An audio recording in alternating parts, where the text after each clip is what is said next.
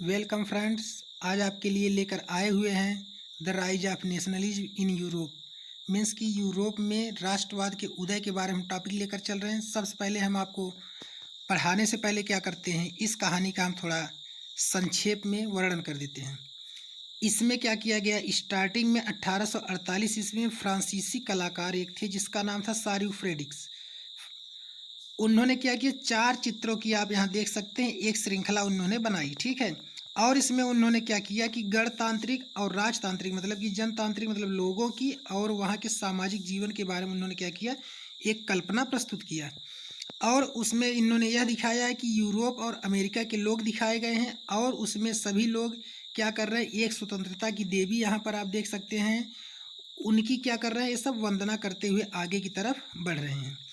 Europe की देवी के एक हाथ में क्या है, मशाल लिए हुए हैं और दूसरे हाथ में क्या है, उनके पास मानव के अधिकार की किताबें हैं और उनके सामने कुछ अवशेष पड़े हुए हैं जो क्या कहें कि राजाओं के, जो आपके राजाएं थे उनके क्या है, अवशेष हैं।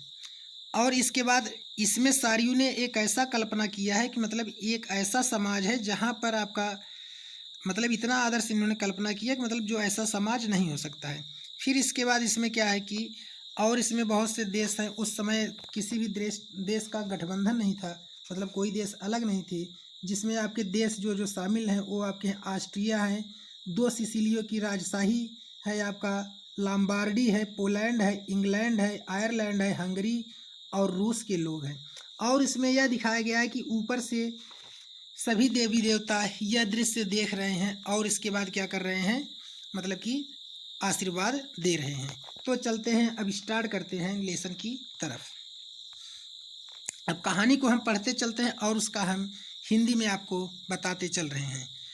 तो इन 1848 Frederick सारियू, a French artist, prepared a series of 4 print visualizing his dreams of a world made of the democratic and social republics as he called them। कहने का मतलब है कि इसमें 1848 ईस्वी में एक फ्रांसीसी कलाकार फ्रेडरिक सारियू थे जो 4 चित्रों की उन्होंने क्या किया, एक श्रृंखला बनाया और इसमें उन्होंने सपनों का एक संसार रचा जिसमें उन्होंने जनतांत्रिक और सामाजिक गणतंत्रों से क्या था, जो मिलकर बना हुआ था। आगे फिर देख लीजिए क्या है, करा द फर्स्ट प्रिंट मतलब कि जो आपका पहला चित्र है, करा कि ऑफ द सीरीज मतलब इस जो इसमें आप देख सकते हैं जो चित्र में जो आपका है, यहाँ जो पहले लोग हैं तो क्या रहे हैं आगे की, so the people of Europe and America, यहाँ पर क्या किया गया, यूरोप और अमेरिका के लोगों को दिखाया गया है। Main and women of all edges and social causes, मतलब यहाँ पर सभी उम्र के लोग और सामाजिक लोगों को मतलब क्या किया गया, दिखाया गया है। करा marching in a long train, और क्या किया गया, एक लंबी श्रृंखला के रूप में उनको दिखाया गया है। फिर आगे कह रहा है कि and offering homage at the Statue of Liberty as they pass by it, कह रहा है कि और वो क्या कर रहे हैं, उस देवी के पास से जैसे गुजर रहे हैं, जो स्वतंत्रता की देवी है, जो मतलब यहाँ पे स्वतंत्रता जो मनाया जाता था वह एक देवी की प्रतिमा के रूप में मनाया जाता था, उसकी क्या करते हैं, जैसे जैसे आगे बढ़ रहे हैं उनकी क्या कर रहे हैं, वंदना करते जा रहे हैं। आगे फिर कह रहा है कि as you would recall artist of the time of the French Revolution personified liberty as the female figure, कहने का मतलब है कि वहाँ का जो कलाकार है वह क्या कर रहा है, स्वतंत्रता का जो चित्र बनाया हुआ है वह एक क्या है, औरत के रूप में है। कह रहा है here you can recognise the torch of enlightenment she bears in one hand and other charter of the rights of man in the other, कहने का मतलब यहाँ पर है कि यहाँ पर उनके एक हाथ में क्या है, मशाल है मतलब टार्च है, जो उनके एक हाथ में है और दूसरे हाथ में उन्होंने क्या किया, मानव के अधिकारों की घोषणा पत्र लिए हुए हैं। आगे फिर देखिए क्या है, कराए on the earth in the foreground of the image lie at the sheltered Riemann, कहने का मतलब कि उनके सामने क्या है, कुछ निरंकुश संस्थानों के ध्वस्त मतलब टुकड़े, इमारतें, कपड़े आदि पड़े हुए हैं। आगे कह रहा है द सिंबल ऑफ एप्स, हाँ, एब्सोल्यूट इंस्टीट्यूशन, मतलब वही जो निरंकुश हैं आपके, उनके अवशेष यहाँ पर क्या है, पड़े हुए संस्थानों के। आगे फिर कह रहा है आगे, इंश्योर यूटोपिया विजन, मतलब कि यहाँ पे यूटोपियन का मतलब होता है कि एक ऐसे समाज के बारे में कल्पना करना, इतना आदर्श, इतना सिविलाइज्ड, मतलब इमेजिन करना कि जो भविष्य में, मतलब जो कि क्या है, संभव है ही नहीं, ये एक असंभव है। यूटोपिया मीन्स यह होता है। करा the people of the world are grouped as distinct nation identify through their flag and nation custom. कह रहा है कि यहाँ पर अलग अलग राष्ट्रों के समूहों के लोग बटे हुए हैं, जिनकी पहचान उनके कपड़े और राष्ट्रीय पोशाक, मतलब कि उनके झंडे से और उनके कपड़ों से क्या किया जाता है, किया जा सकता है। कह रहा है leading the processing way pass the Statue of liberty. कहने का मतलब है कि वह जैसे जैसे इस मूर्ति से आगे की तरफ बढ़ रहे हैं, तो आगे फिर क्या है,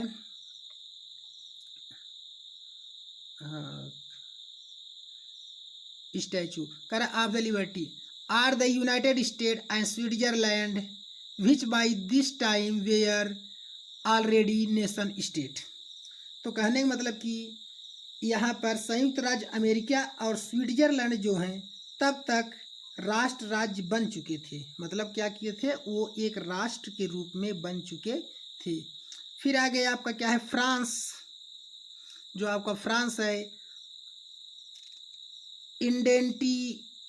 identifiable by the revolutionary try colour has just reach the statue. कहने का मतलब जो फ्रांस के क्रांतिकारी लोग हैं, उनके हाथ में तिरंगा है, जो उसके द्वारा पहचाने जा रहे हैं, और वो प्रतिमा के पास अभी अभी पहुंचे हुए हैं। Karachi is follow by the people of Germany bearing the black red and gold flag. कह रहा है कि उनके पीछे क्या है, जर्मनी के लोग हैं, जो क्या लिए हुए हैं, ब्लैक रेड और गोल्ड कलर के झंडा लिए हुए हैं। कह रहा है interestingly at the time when Saryu create this image, the German people did not yet exist at the United Nation। कहने का मतलब यह है कि यह बहुत ही दिलचस्प था, बहुत ही इंटरेस्टिंग था। जिस समय सारियू ने यह छवि, मतलब कि यह कल्पना बनाया था, उस समय जर्मन के लोग तब तक एक संयुक्त राष्ट्र का हिस्सा नहीं बने थे, मतलब वो, मतलब स्वतंत्र थे उस समय, मतलब वो किसी राष्ट्र का हिस्सा नहीं बने हुए थे। आगे करा the flag they carry is an expression of liberal hopes in 1848 to unify the numerous German speaking principalities into a nation state under a democratic constitution। तो कहने का मतलब है जो झंडा थामे हुए हैं वह क्या है, 1848 ईस्वी में जर्मन के, मतलब क्या है, जर्मन के लोग प्रजातांत्रिक संविधान के अंतर्गत एक राज्य राष्ट्र के रूप में गठित करने की चाह थी। मतलब कि जर्मन के लोग क्या करना चाहते थे, 1848 ईस्वी में अपना एक राज्य बनाना चाहते थे। आगे कह रहा है following the German people are the people of Austria, the kingdom of two Sicilies, Lombardy, Poland, England, Ireland, Hungary and रसिया।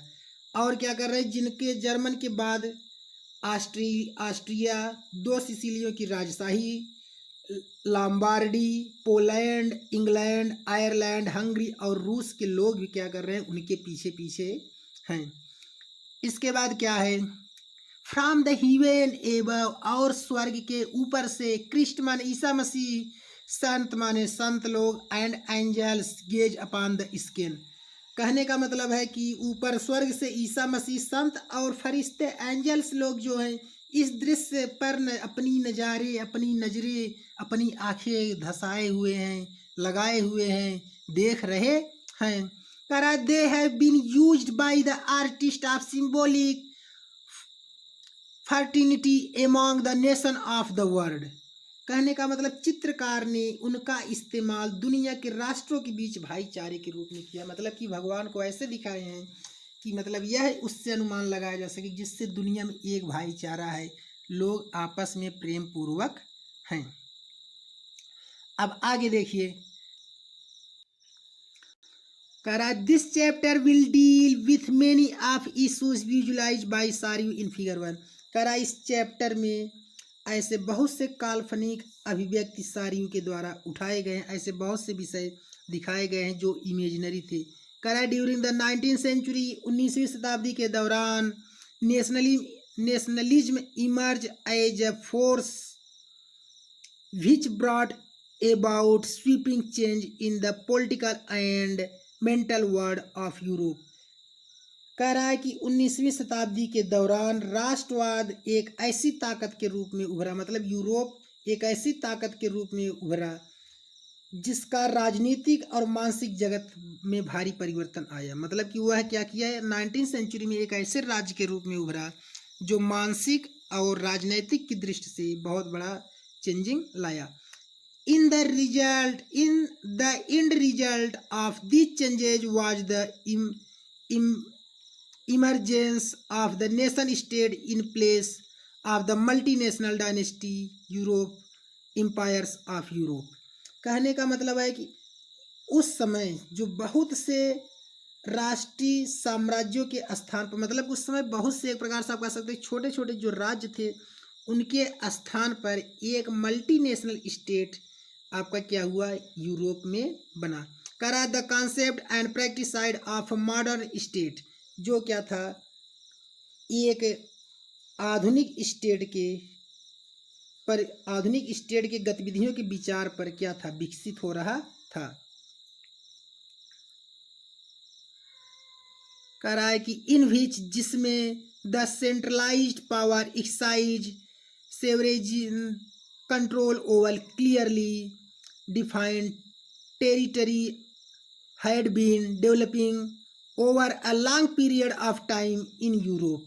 कह रहा है जिसमें स्पष्ट रूप से परिभाषित क्षेत्र, मतलब कि जो यूरोप की सत्ता थी वह एक केंद्र की शक्ति के रूप में, मतलब केंद्रीय शक्ति के रूप में थी।